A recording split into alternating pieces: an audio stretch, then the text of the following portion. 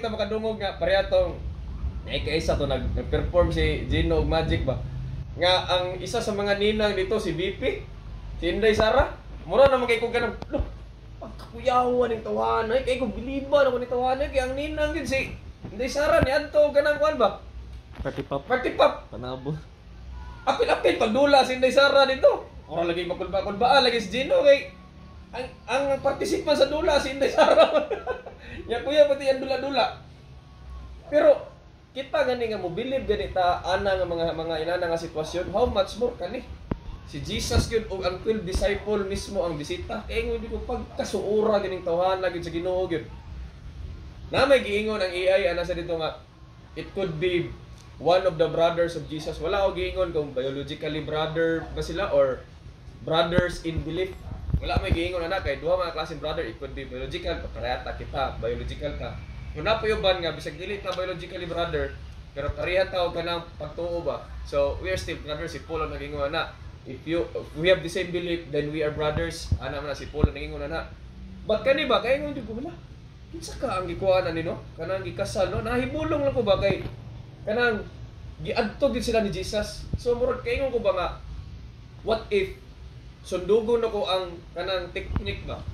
Himuon akong suod akong kaugalingon kay Lord para anytime if na mga occasions nga may tabo or mga celebrations or mga situation nga may tabo sa akong kinabuhi, anytime pwede ra ko duawon ni Lord at any moment, at any time. Ana siya ba?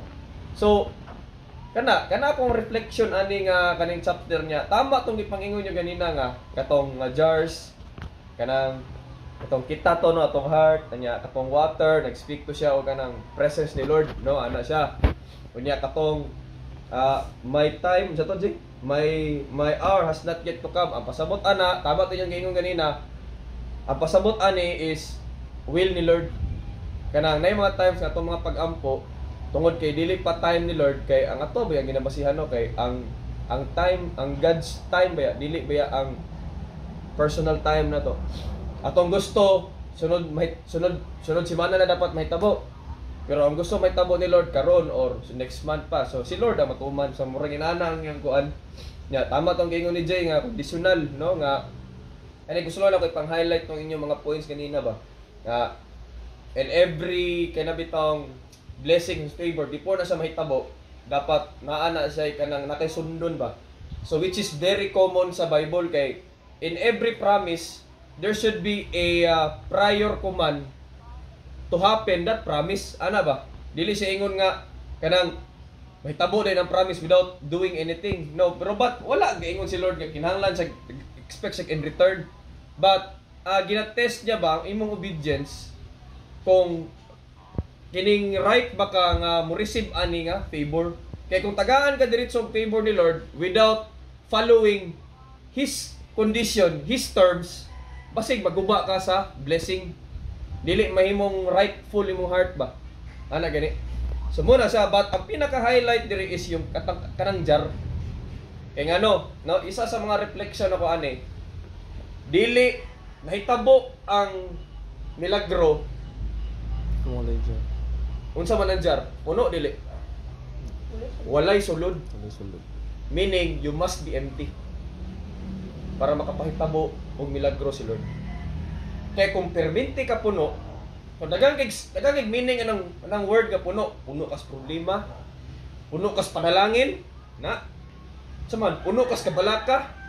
Dagang kinag word, ko bitaw nga always read between the lines kay daghang kinagkuan kanang empty jar maunay gusto ni Lord sa tuwa. Tanawa, dili pa unta magbuhat og milagro si Lord, pero tungod kay nakita niya ang need. Niingon ba sa diri nga, pag ingon niya kay Mary, my hour has not yet to come. I will not do miracles. Pero siya magibuhat, ni padayon siya kay naman, si Lord mismo nakita niya, wala lagi sulod ang jar. Nakita ni Lord ang urgency. Na kung wala ni wine karon, it could probably, they cannot enjoy intimately the celebration of wedding. And then, the instruction comes. Fill the jar with water. Kita ninyo, nabalansin ninyo ang sitwasyon. Dili makabuhat si Lord og milagro sa imuha kung walay urgency. Karon, pangutana yung kagalingon. Are you in the state of urgency? Are you in the state of emptiness?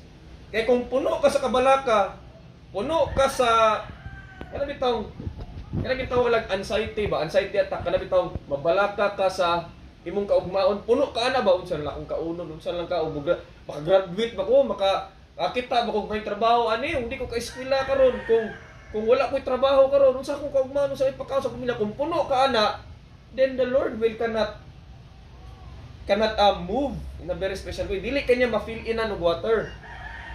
Puno ka sa panalangin. Murag feeling nimo murag dili pa na ako need si Lord karon kay murag daghan og bugas, bapo ko sakyanan, guwapo ko negosyo, dako kong sweldo sa kuan, murag everything is wang hanay kayo niya, well provided. So murag unya na lang ka Lord, padapli na sa ka Lord. Puno ka na. Puno kang enjoyment sa imong kinabuhi. It's because of the provision. Delikado pud na. Dili pud makahatag si Lord og kanang bag-o nga mga butang sa imuha kay puno man ka. So kanus alang nakabuhat og milagro si Lord. Katong time nga na-empty na ang jar. Maski dili pa unta niya time, tungod kay nakita niya ang urgency nga kay ang wine man god is a very mura sa lechon sa tuwa. Cream of the crop, a bread in the butter. Murag ana ba kanang kada bitong an icing on the cake, kada bitong pinaka-special siya sa lamisa ba? Kay sa una wala man di mo na sa kabaloon sa lechon. Siguro lechon manok ana yung mga lechon manok so na mo dagko ko nila manok kana ginakaos Viking gud. Pero pag natay wine, that's something special na siya. Dili tanang higayon makainom ka og wine press. Kay mahal na siya, mahal. Kinahanglan kag matured fruit ana nga para maka-produce ka anang gwapo kay nga wine. And if you have that in the home, meaning dili ka basta-basta kanang nakikaya ba? Special gid siya. Pero kung ikaw litson daw kanadlaw, kay ingong ginataos mo, arangan gyud ni sila ang tinday kay mo sige magkanadlaw litson. Inaana po na ang dungog sa una pag natay wine. So ana si Jesus dili siya gusto ba nga ma-disappoint ang katong celebration kay tungod kay wala na wine. And then we know the story. We know what happened. Gipuno ni Lord ang 6 ka jar nga nagkarga og 20 to 30 gallons. Imagine palit kitag wine diri di gina pure nga wine ang kanang may itim ging mahala. 100 kape na magani. Unsa na lang kani nga galon-galon, 30 gallons pa gyud. So that's something. So tama tong gingon ni atin ninyo ba nga nag-speak na sa blessing. Pag muhatag si Lord og blessing tungod sa imo ang pagka-empty, supplyan jud ni Lord og supplyan.